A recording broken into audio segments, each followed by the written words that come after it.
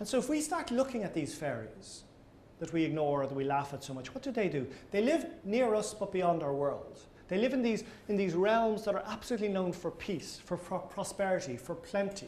They spend their whole time either feasting or playing and looking down at the small concerns and minor issues that we spend our whole time doing. What the fairies were was sort of this model in the landscape of another world, of that other dimension, of the altar as opposed to the counter. But the other key thing is Anrian, the sun. And again, if we need to understand the language, we need to understand the Anrian. You need to orientate yourself to the Irish language to be able to speak it fluently. So you don't say, I was over there, or the cow is in the fields beyond, or I'm going back here on my holidays. You say, Tá mo dul siar abhaile, I'm going westward home. Tá an bó sin sa ghort here, the cow is in the field to the east. Tá na rudi sin ó huigar ó those things are to the north of me. You need to know always how you are orientated to the sun, where you are fixed on this planet.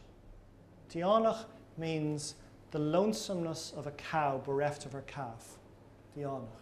And as everyone knows, like the only reason we have butter is because we have taken a calf from the cow and taken the milk for ourselves. In fact, we should make some butter. Will you start milking, will you start churning that, and don't hold the top, it'll fall off, and pass it around after you do it. Maybe just do about 4 or 5 and then pass it around. This idea of deishal, of sunwise or clockwise, is so important that it was used as a blessing. It was used if someone was sick or if someone sneezed or food went down. Deishal, may things go the right way for you. In the same way when you were winnowing corn or casting a net, you always did it deishal, you always did it this direction. It was sort of, it was what would keep you right. I remember as a child, I was stuck in County Kerry. I was trying to enter my door and I couldn't open the door.